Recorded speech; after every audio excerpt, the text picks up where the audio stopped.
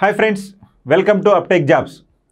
ఈరోజు మనం current affairs సెషన్లో భాగంగా కేంద్ర బడ్జెట్లో రైల్వేలకు సంబంధించి ఏ విధంగా నిధులు కేటాయించారు, ఆ నిధులను ఏ రాష్ట్రాలకు లేదా ఏ రకమైనటువంటి కొత్త రైలు మార్గాలు నిర్మించడానికి వినియోగిస్తున్నారు మొదలైనటువంటి అంశాలన్నీ కూడా మనం ఈ రైల్వే బడ్జెట్ గురించి లేదా ఈ సెషన్లో చర్చించుకుందాం. మరి రైల్వే బడ్జెట్ గురించి చర్చించుకునే ముందు మన అప్టేక్ జాబ్స్కి సంబంధించినటువంటి సమాచారం ఏంటో చూద్దాం. మన అప్టేక్ జాబ్స్ వారు Telangana public service commission group 2కి సంబంధించి, Andhra Pradesh public service commission group 2కి సంబంధించి ఫుల్ కోర్సులను కాల వ్యవధిని 6 నెలలకు మారుస్తూ మరి మీకు అందుబాటులో తీసుకురావడం జరిగింది. దీనిలో భాగంగా ప్రతి సబ్జెక్టుకు సంబంధించి వీడియోలను నిర్మించడమే కాకుండా ఆ వీడియోలకు సంబంధించిన మెటీరియల్, అదేవిధంగా ఆ టాపిక్కు సంబంధించినటువంటి టెస్టులు, ఆ టెస్టులకు సంబంధించినటువంటి ఎక్స్ప్లెనేషన్లు వివరిస్తూ, అంతేకాకుండా మొత్తం కోర్సు తర్వాత సెక్షన్ వైజ్గా మీకు టెస్టులు కూడా నిర్వహిస్తూ, ఆ టెస్టులు కూడా ఎక్స్ప్లెయిన్ చేస్తూ మీకు పూర్తి సమాచారంతో ఈ వీడియోలు అందించడం జరుగుతుంది. ఇటు టీజీపీఎస్సీకి సంబంధించి కానీ, ఇటు ఏపీపీఎస్సీకి సంబంధించి కానీ దీన్ని మీరు వినియోగించుకొని మీ యొక్క సబ్జెక్ట్ను ఇంకా ఇంప్రూవ్ చేసుకుంటారని ఆశిస్తూ ఉన్నాను. ఇక ప్రత్యేకంగా టీజీపీఎస్సీ గ్రూప్ 2 ప్రిపేర్ అయ్యే వారి కోసం ఒక క్విక్ రివిజన్ అనేటువంటి కోర్సుని తీసుకురావడం జరిగింది. ఆల్రెడీ మీకు చాలాసార్లు చెప్పడం జరిగింది. ఈ క్విక్ రివిజన్లో ప్రతి సబ్జెక్టుకు సంబంధించి దాదాపు 5 నుంచి 6 గంటల వ్యవధిలో మీకు సిలబస్ మొత్తాన్ని కవర్ చేస్తూ ఈ యొక్క వీడియోలు రూపొందించడం జరిగింది క్విక్ రివిజన్ అనే రూపంలో. ఇది కేవలం రివిజన్ కోసం మాత్రమే మీరు వినియోగించుకుంటారని ఆశిస్తూ, మీ సబ్జెక్ట్ను ఇంకా మీరు ఆల్రెడీ సంవత్సరాల నుంచి ప్రిపేర్ అవుతున్నారు కాబట్టి దానికి సంబంధించి జస్ట్ బ్రీఫింగ్గా మీకు ఉపయోగపడేదనే ఉద్దేశంతో ఈ క్విక్ రివిజన్ ఇవ్వడం జరిగింది. దీనిని కూడా మీరు వినియోగించుకుంటారని ఆశిస్తూ ఇప్పుడు మనం రైల్వే బడ్జెట్కి సంబంధించి ఏ విధంగా నిధులు కేటాయించారో వాటి యొక్క చరిత్ర ఏందో చూద్దాం. ముందుగా కేంద్ర బడ్జెట్ 2024-25లో రైల్వే బడ్జెట్కి సంబంధించి లేదా రైల్వేలకు సంబంధించి కేటాయింపులు ఏ విధంగా ఉన్నాయో చూద్దాం. ఎందుకని రైల్వే బడ్జెట్ అన్నామంటే 2017కు పూర్వం మన భారతదేశంలో రైల్వేలకు ప్రత్యేక బడ్జెట్ ఉండేది. ఆ తర్వాత రైల్వేల బడ్జెట్ను కూడా తీసుకొచ్చి మన ప్రధానమైన బడ్జెట్లో విలీనం చేయడం అనేది జరిగింది. కాబట్టి ప్రస్తుతం కేంద్ర బడ్జెట్లోనే రైల్వేకి సంబంధించినటువంటి వివరాలు కూడా పొందుపరిచాయి కాబట్టి దీన్ని ప్రత్యేకంగా మనం చెప్పుకోవడం అనేది జరుగుతుంది. అయితే దాని చరిత్ర ఏంటో ఇప్పుడు మనం చూద్దాం. కేంద్ర ఆర్థిక మంత్రి నిర్మలా సీతారామన్ గారు జూలై 23, 2024న వరుసగా తన 7వ బడ్జెట్ను ప్రవేశపెట్టడం జరిగింది లేదా సమర్పించడం జరిగింది ఈ యొక్క లోక్సభలో. ఇది మనం చెప్పుకున్నాం ఆల్రెడీ. ఇక కేంద్ర బడ్జెట్లో భాగంగా రైల్వే బడ్జెట్ను కూడా ఆమె ఈ సందర్భంగా ప్రవేశపెట్టారు. అయితే ఆ తర్వాత ఈ రైల్వే బడ్జెట్కి సంబంధించిన వివరాలన్నింటినీ కూడా రైల్వే శాఖ మంత్రి మనకి డీటెయిల్డ్గా వివరించడం అనేది జరిగింది. అయితే 1924లో అక్వర్త్ కమిటీ సిఫార్సుల మేరకు రైల్వే బడ్జెట్ను కేంద్ర ప్రభుత్వ సాధారణ బడ్జెట్ నుండి వేరు చేయడం జరిగింది. ఇది మనకి జనరల్గా అడిగే అవకాశం ఉంది కాబట్టి గుర్తుపెట్టుకోండి. ఏ కమిటీ సిఫార్సుల మేరకు కేంద్ర బడ్జెట్ నుండి రైల్వే బడ్జెట్ను వేరు చేయడం జరిగిందంటే అక్వర్త్ కమిటీ సిఫార్సుల మేరకు. ఎప్పుడయ్యా అంటే 1924లో. ఇది 2 పాయింట్లు మీరు గుర్తుపెట్టుకోవాలి. ఆ తర్వాత అరుణ్ జైట్లీ కేంద్ర మంత్రిగా ఉన్నప్పుడు, అంటే అరుణ్ జైట్లీ గారు కేంద్ర ఆర్థిక మంత్రిగా ఉన్నప్పుడు రైల్వే బడ్జెట్ను 2017-18లో కేంద్ర సాధారణ బడ్జెట్లో విలీనం చేయటం జరిగింది. అంటే అరుణ్ జైట్లీ గారు ఆర్థిక మంత్రిగా ఉన్న సమయంలో, అంటే ఎప్పుడండి 2017-18 బడ్జెట్లో, అప్పటి వరకు వేరువేరుగా బడ్జెట్లను వెలువరిస్తున్నటువంటి కాలంలో అరుణ్ జైట్లీ గారు ఆర్థిక మంత్రిగా ఉన్నప్పుడు సాధారణ బడ్జెట్తో పాటు రైల్వే బడ్జెట్ను కూడా కలిపి లేదా విలీనం చేయటం అనేది జరిగింది. అంటే 1924 నుంచి 2017-18 బడ్జెట్ వరకు రైల్వే బడ్జెట్ సపరేట్గా మనకి వివరించడం అనేది జరిగింది. కానీ 2017-18 నుంచి మరలా ఈ రైల్వే బడ్జెట్ను సాధారణ బడ్జెట్లోనే విలీనం చేస్తూ మనకి వివరించడం అనేది జరుగుతుంది. ఓకేనండి, ఇవి చాలా ఇంపార్టెంట్ పాయింట్స్ రైల్వేకి సంబంధించి అడిగినప్పుడు మనం గుర్తుపెట్టుకోవాలి. 1924 అదేవిధంగా 2017-18 బడ్జెట్లు. ఇక జాన్ మథాయ్ ఆర్థిక మంత్రి, మన స్వతంత్రం వచ్చినప్పుడు మన దేశంలో ఆర్థిక మంత్రి ఎవరయ్యా అంటే జాన్ మథాయ్.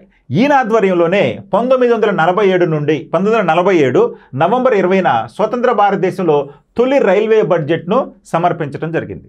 జాన్ మతాయ్ గారి ఆధ్వర్యంలోనే రైల్వే బడ్జెట్ కూడా, స్వతంత్ర రైల్వే బడ్జెట్ కూడా ప్రవేశపెట్టడం అనేది జరిగింది, లేదా సమర్పించడం అనేది జరిగింది.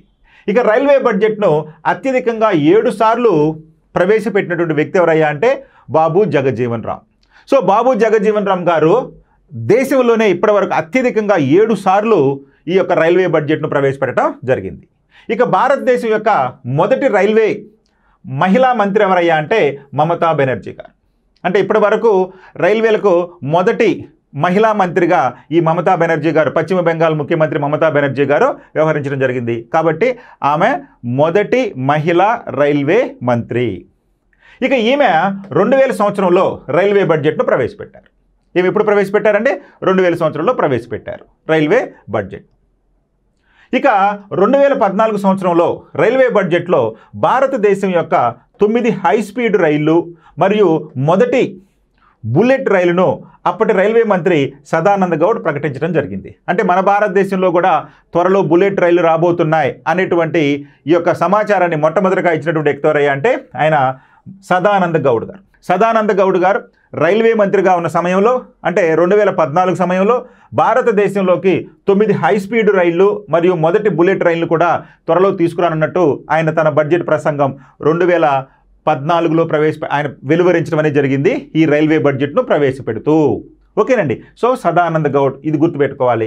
అదేవిధంగా మొదటి రైల్వే మహిళా మంత్రి మనకి మమతా బెనర్జీ, అత్యధిక సార్లు రైల్వే బడ్జెట్ ప్రవేశపెట్టిన వ్యక్తి మాకు బాబు జగజ్జీవన్ రామ్ గారు 7 సార్లు ప్రవేశపెట్టడం జరిగింది.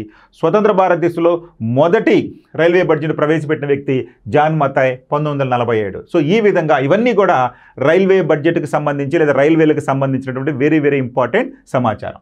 2024-25 బడ్జెట్లో మొత్తం రైల్వేలకు కేటాయింపులు ఎంత అయ్యా అంటే 2,62,000 కోట్లు. 2,62,000 కోట్లతోటి ఈ యొక్క రైల్వే బడ్జెట్ను ప్రవేశపెట్టడం జరిగింది నిర్మలా సీతారామన్ గారు. అంటే తన బడ్జెట్ ప్రసంగంలో రైల్వేలకు కేటాయించినటువంటి నిధులు ఎంత అయ్యా అంటే 2,62,000 కోట్లు. మరి ఇది 2023-24లో ఎంత ఉందయ్యా అంటే 2,40,200 కోట్లు ఉంది.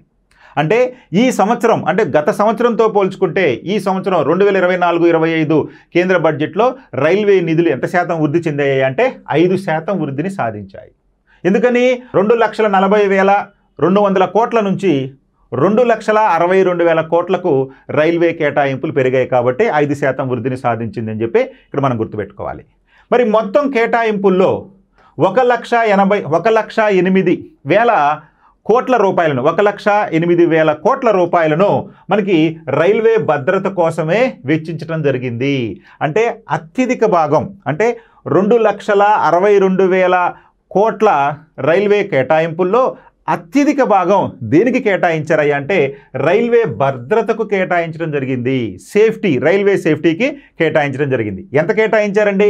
1,08,000 కోట్ల రూపాయలను ఈ యొక్క రైల్వే భద్రతకు కేటాయించడం జరిగింది. అత్యధికంగా నిధులు దానికే కేటాయించారు.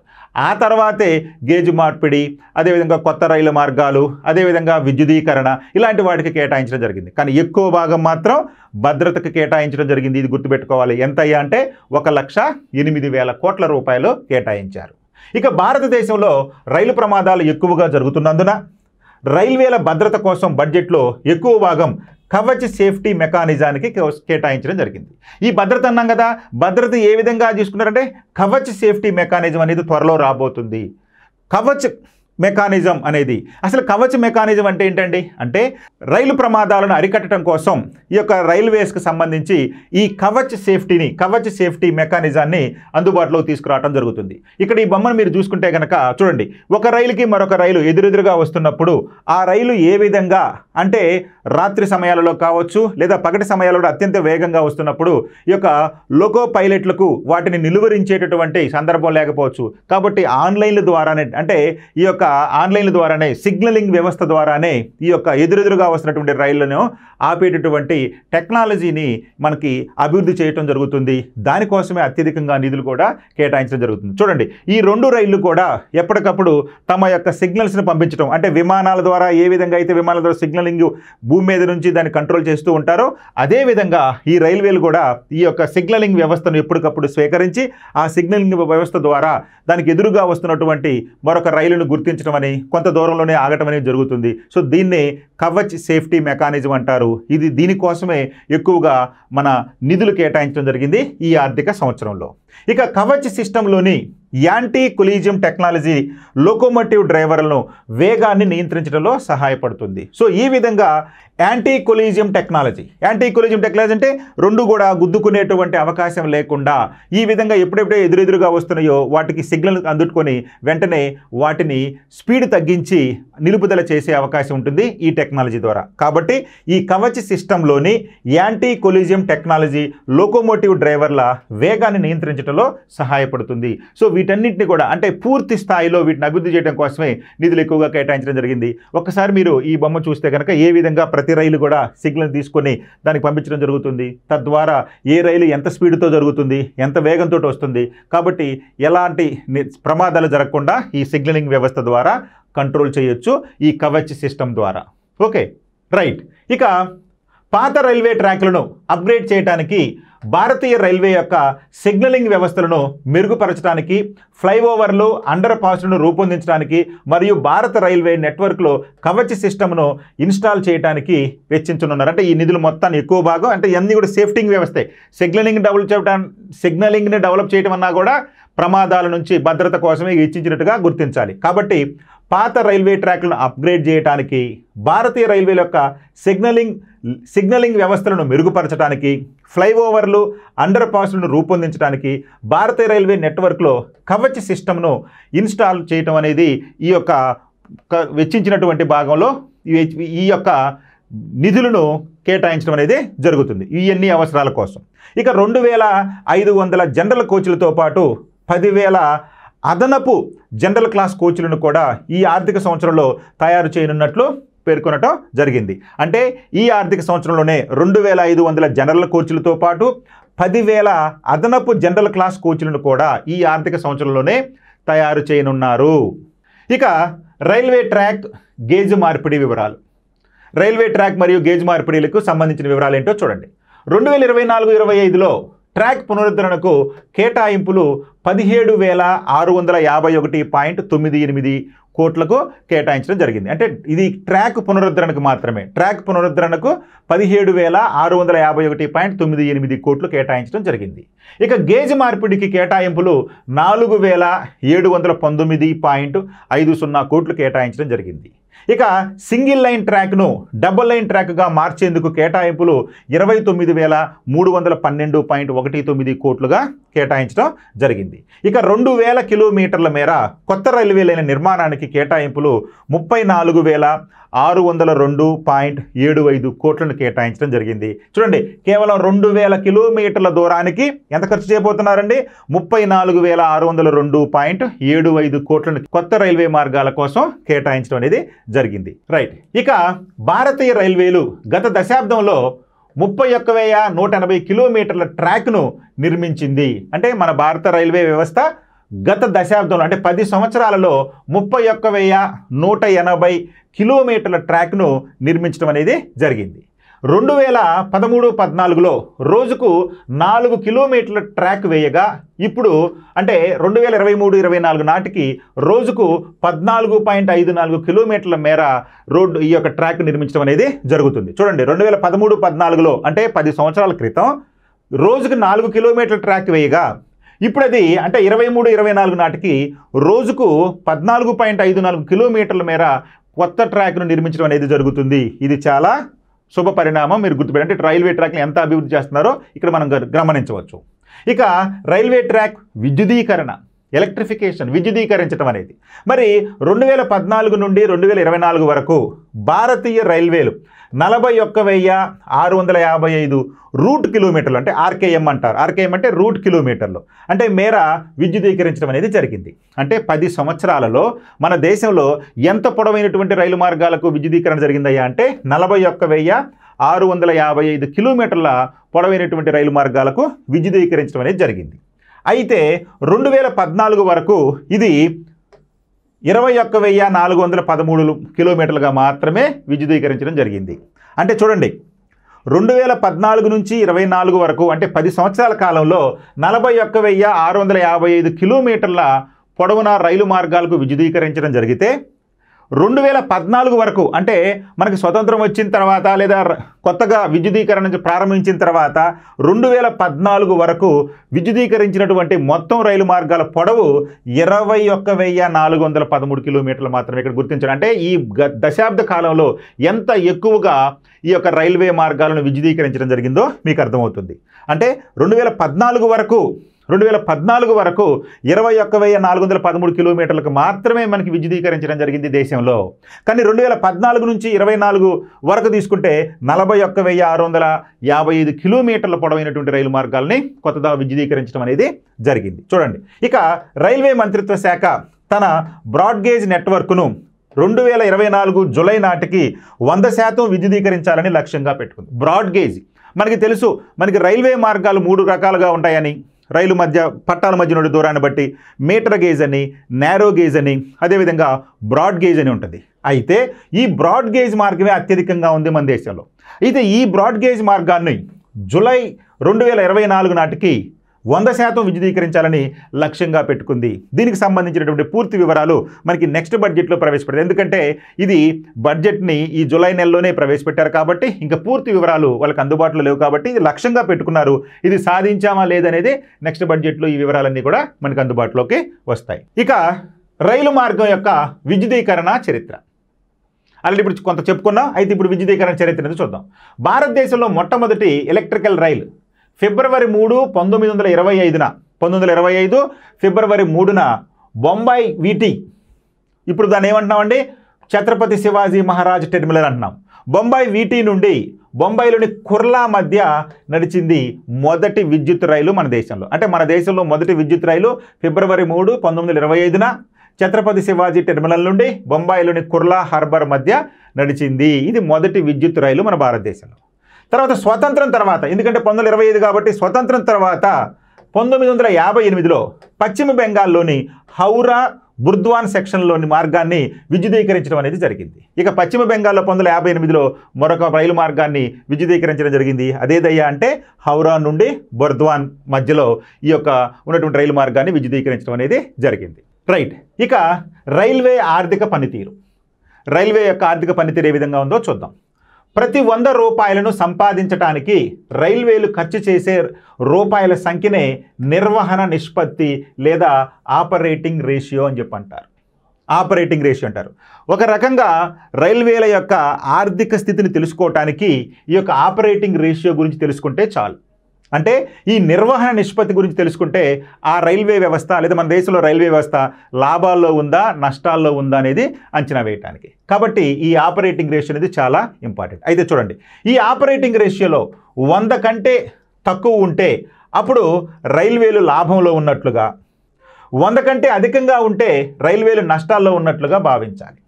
అంటే చూడండి, ఆపరేటింగ్ రేషియో 100 రూపాయల కంటే తక్కువ ఉందనుకోండి, అప్పుడు మనకి రైల్వేలు లాభంలో ఉన్నట్లు లెక్క. ఎందుకని 100 రూపాయలు సంపాదించడానికి మనము రూపాయలు సంపాదించడానికి 100 రూపాయల కంటే తక్కువే ఖర్చు పెడుతున్నాం అనుకోండి, అంటే 90 రూపాయలు ఖర్చు పెడుతున్నాము, 100 రూపాయలు వస్తుంది అనుకోండి, అప్పుడు మనకి ఏంటండి లాభం ఉన్నట్టు లెక్క. కాబట్టి అప్పుడు రైల్వేలు లాభంలో ఉన్నట్టు లెక్క. అలా కాకుండా 100 రూపాయల కంటే అధికంగా మనం పెడుతున్నాం అనుకోండి, అధికంగా ఉందనుకోండి, అప్పుడు రైల్వేలు నష్టాల్లో ఉన్నట్టు భావించాలి. ఇప్పుడు మనకి 120 రూపాయలు మనం ఖర్చు పెడుతున్నాము, కానీ మనకు వచ్చింది 100 రూపాయలే అనుకోండి, అప్పుడు మనకి ఏంటండి 20 రూపాయలు నష్టంగా ఉన్నట్టుగా భావించాలి. కాబట్టి ఆపరేటింగ్ రేషియోలోనే దీన్ని బట్టే మనకి రైల్వేలు లాభాల్లో నడుస్తున్నాయా నష్టాల్లో నడుస్తున్నాయా అని కూడా మనం అంచనా వేసుకోవచ్చు. అర్థమైంది కదండి. అంటే 100 రూపాయల కంటే తక్కువగా ఉంటే అప్పుడు రైల్వేలు లాభంలో ఉన్నట్టు. ఏంటి తక్కువగా ఉండేది? 100 రూపాయలు సంపాదించడానికి చేసేటటువంటి ఖర్చు. 100 రూపాయలు సంపాదించడానికి చేసేటటువంటి ఖర్చు 100 రూపాయల కంటే తక్కువగా ఉంటే రైల్వేలు లాభాల్లో ఉన్నట్టు, 100 రూపాయల కంటే అధికంగా ఉంటే నష్టాల్లో ఉన్నట్లు. ఇక దీన్ని బట్టి మనకి అంచనా వేసుకోవచ్చు. ఇక ఆర్థిక సంవత్సరం 22-23లో రైల్వేల వాస్తవ నిర్వహణ నిష్పత్తి 98.10% ఉంది. అంటే మనకి 100 రూపాయల కంటే తక్కువగానే ఉంది కాబట్టి కొద్దిగా లాభాల్లోనే ఉంది, కొంత లాభాల్లోనే ఉంది. అది ఆర్థిక సంవత్సరం 24-25లో బడ్జెట్ అంచనాలలో 98.22% కొంచెం పెరిగింది. సో ఈ విధంగా ఏమైనప్పటికీ 100 రూపాయల కంటే తక్కువగానే ఉంది. సో కాబట్టి కొద్దిగా రైల్వేలు లాభాల్లోనే ఉన్నట్టుగా మనం భావించాలి. రైట్. ఇక 2023-24లో రైల్వే మొత్తం ఆదాయం 2.40 లక్షల కోట్లు కాగా దాని మొత్తం వ్యయం 2.26 లక్షల కోట్లు. అంతే కదా, కొద్ది మొత్తం లాభం అనుకున్నాం కదా. అంటే ఆదాయం వచ్చేసి 2.40 లక్షల కోట్లుంటే వ్యయం వచ్చేసి 2.26 లక్షల కోట్లు ఉంది. గుర్తుపెట్టుకు, ఇదే ఫైనల్. ఇక 2024-25లో ప్యాసింజర్ సెగ్మెంట్ నుండి ఆదాయం 80,000 కోట్లు లక్ష్యంగా ఉంది. అంటే ఈ సంవత్సరం ప్యాసింజర్ సెగ్మెంట్ నుంచి మనకి ఎంత ఆదాయం వస్తుందని అంచనా వేశారయ్యా అంటే 80,000 కోట్లు. మరి ఇదే ప్యాసింజర్ సెక్షన్లో గత ఆర్థిక సంవత్సరంలో ఎంత లక్ష్యంగా పెట్టుకున్నారండి అంటే సాధించింది ఎంత అయ్యా అంటే 73,000 కోట్లు. సో గత ఆర్థిక సంవత్సరంలో అంటే 23-24లో 73,000 కోట్లు సాధించారు. కాబట్టి ప్యాసింజర్ సెక్షన్లో ఈ సంవత్సరం అంటే 2024-25లో ఈ ప్యాసింజర్ సెక్షన్ లేదా ఈ ప్యాసింజర్ సెగ్మెంట్ నుండి 80,000 కోట్ల రూపాయలను లక్ష్యంగా పెట్టుకున్నారు. అంటే ప్యాసింజర్ రైలు నుండి 80,000 కోట్ల ఆదాయం వస్తుంది. ఇక 2024-25లో సరుకు రవాణా ద్వారా రాబడి లక్ష్యం అంటే ఇక ఏంటంటే అంటే గూడ్స్ రైలు ద్వారా మనకి ఆదాయం ఎంత వస్తుందో లక్ష్యంగా పెట్టుకున్నారంటే 1,74,500 కోట్లు 1,74,500 కోట్లను లక్ష్యంగా పెట్టుకున్నారు. అయితే ఎందుకని పెట్టుకున్నారు? ఇది గత సంవత్సరం ఎంత సాధించారు అంటే 1,64,700 కోట్లు. అంటే గత సంవత్సరం ఈ యొక్క గూడ్స్ రైలు ద్వారా సరుకు రవాణా ద్వారా 1,64,700 కోట్లు ఆదాయాన్ని ఆర్జిస్తే ఈ సంవత్సరం ఎంత సరుకు రవాణా ద్వారా ఆర్జించాలని లక్ష్యంగా పెట్టుకున్నారంటే 1,74,500 కోట్లు. Okay right. ఇక 2023-24లో రైల్వేలు 1,588 మిలియన్ టన్నుల సరుకు రవాణాను సాధించింది. అంటే 2023-24లో ఎంత సరుకు రవాణా చేసిందయ్యా అంటే 1,588 మిలియన్ టన్నుల సరుకును రవాణా చేయడం జరిగింది. భారతీయ రైల్వేలు 2030 నాటికి దీనిని 3,000 మిలియన్ టన్నులకు సరుకును రవాణా చేయాలని లక్ష్యంగా పెట్టుకుంది. అంటే గత సంవత్సరంలో 2023-24లో మన రైల్వేలు ఎంత పెద్ద మొత్తంలో సరుకును రవాణా చేశాయి అంటే 1,588 మిలియన్ టన్నుల సరుకును రవాణా చేశాయి. ఈ సామర్థ్యాన్ని 2030 వచ్చే నాటికి 3,000 మిలియన్ టన్నులు చేయాలని లక్ష్యంగా పెట్టుకున్నాయి. దీనికోసం ప్రత్యేకంగా రైల్వే ట్రాక్లు కూడా నిర్మిస్తున్నారు. ఎందుకంటే ఈ యొక్క సరుకు రవాణా కోసం ప్రత్యేకంగా వేగవంతంగా ఈ రైలును పంపించేందుకు ప్రత్యేకమైనటువంటి రైల్వే ట్రాక్ను కూడా ఏర్పాటు చేస్తున్నారు. అదేంటో ఇప్పుడు మనం చూద్దాం. డెడికేటెడ్ ఫ్రైట్ కారిడార్స్ అంటే ఈ యొక్క సరుకు రవాణా కోసం ప్రత్యేకంగా రైలు మార్గాలను నిర్మించడం జరుగుతుంది. వాటికి ఏ విధమైనటువంటి చర్యలు చేపట్టారో ఇప్పుడు మనం చూద్దాం.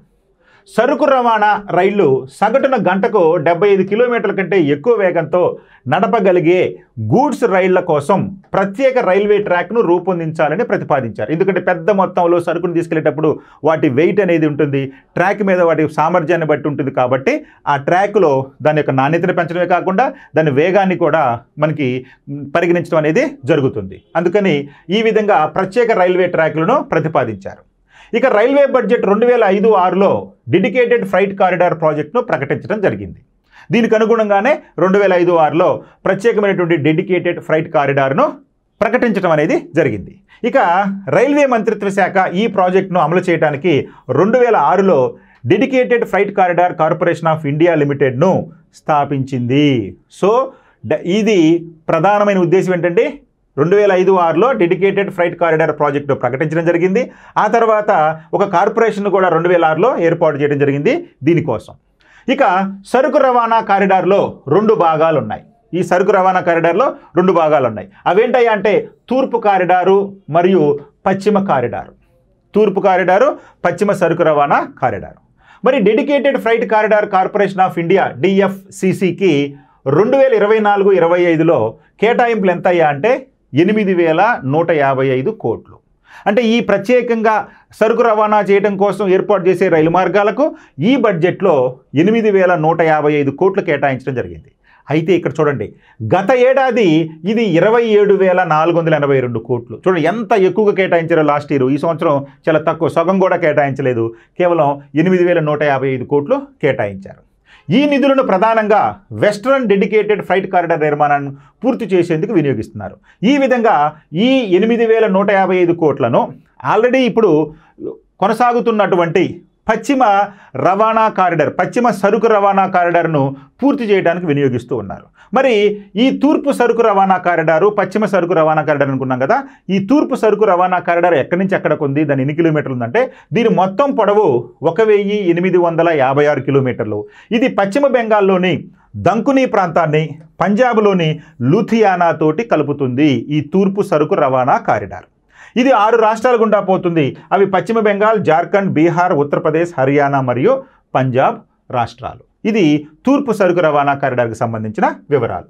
ఇక పశ్చిమ సరుకు రవాణా కారిడార్, దీని మొత్తం పొడవు 1,506 కిలోమీటర్లు కాగా ఇది ఉత్తరప్రదేశ్లోని దాద్రీ ప్రాంతాన్ని మహారాష్ట్రలోని JNPT port, Jawaharlal Nehru port trust లేదా జవహర్లాల్ నెహ్రూ పోస్ట్కి ఇది కలుపుతూ ఉంది. దీని పొడవు 1,506 కిలోమీటర్లు.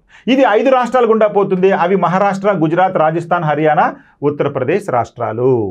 సో ఈ విధంగా పశ్చిమ సరుకు కారిడార్ ఉంది. మొదటగా దీన్ని పూర్తి చేయాలని లక్ష్యంగా పెట్టుకున్నారు. ఇది దాదాపు 93.2% పూర్తయింది మరియు 2024-25 నాటికి పూర్తి స్థాయిలో అమల్లోకి వచ్చే విధంగా అవకాశం ఉందని కూడా పేర్కొనడం జరిగింది. ఇక దేశంలో ఈ డెడికేటెడ్ ఫ్రైట్ కారిడార్ ప్రాజెక్టుకు జపాన్ మరియు ప్రపంచ బ్యాంకులు మన నిధులను సమకూరుస్తున్నాయి. మరి ఈ మార్గాలు వేయడానికి కావాల్సిన నిధులను జపాన్ మరియు ప్రపంచ బ్యాంకు యొక్క ఆర్థిక సహకారం మనం తీసుకోవటం అనేది జరుగుతుంది. ఇక 2010-11లో రైల్వే బడ్జెట్లో మరో 3 ప్రాజెక్టులను సరుకు రవాణా కారిడార్లో ప్రకటించడం జరిగింది.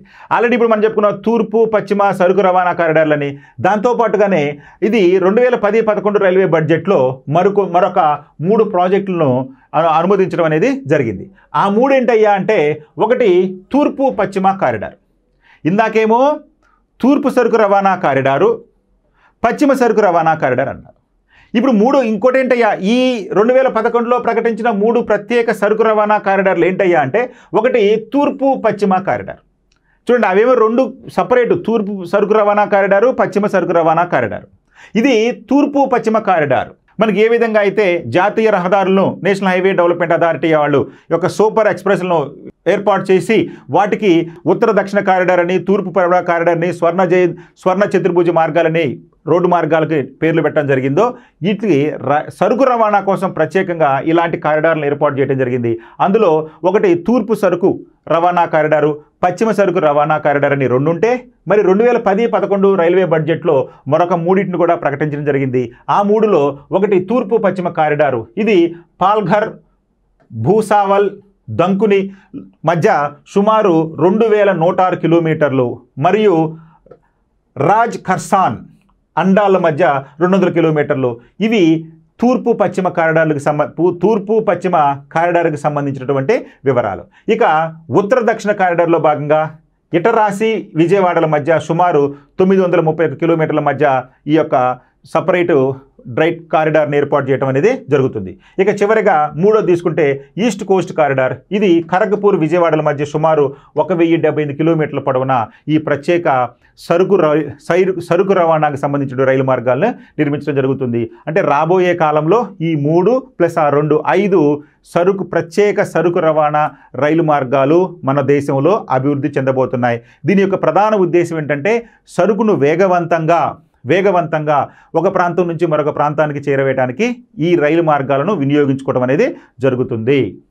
ఇక 2024-25లో 2,500 కొత్త ప్యాసింజర్ కోచ్ల నిర్మాణాన్ని రైల్వే మంత్రిత్వ శాఖ ప్రకటించింది. ఆల్రెడీ చెప్పుకున్నాం కదా, 2,500 కొత్త కోచ్లు. మరి దేశంలో ఈ ప్యాసింజర్ కోచ్ల నిర్మాణాన్ని జరిగే కేంద్రాలు ఏంటయ్యా అంటే, integral coach factory Chennai, Tamil Nadu Perambadur దగ్గర ఉంది కదా, ఇది ఇంటిగ్రల్ కోచ్ ఫ్యాక్టరీ. ఇది 1955లో ఏర్పాటు చేయడం జరిగింది. ఇక రైల్ కోచ్ ఫ్యాక్టరీ కపుర్తలా, పంజాబ్లోని కపుర్తలాలో రైల్ కోచ్ ఫ్యాక్టరీ ఉంది. దీనిని 1987లో ఏర్పాటు చేశారు. అది 1987 నుండి దీని ఉత్పత్తిని ప్రారంభించడం జరిగింది. ఇక 3 ఆధునిక కోచ్ ఫ్యాక్టరీ. ఇది ఉత్తరప్రదేశ్లోని లాల్గంజ్ ప్రాంతంలో, అంటే రాయ్బరేలీ జిల్లాలోని లాల్గంజ్ ప్రాంతంలో ఉత్తరప్రదేశ్లో ఉంది ఆధునిక కోచ్ ఫ్యాక్టరీ. ఇది 2014లో దాని ఉత్పత్తిని ప్రారంభించింది. సో ఈ విధంగా ఈ 3 ప్రధాన కోచ్ ఫ్యాక్టరీల ద్వారా మన దేశంలో ఈ యొక్క రైల్వే కోచ్లు అనేవి తయారవుతూ ఉన్నాయి.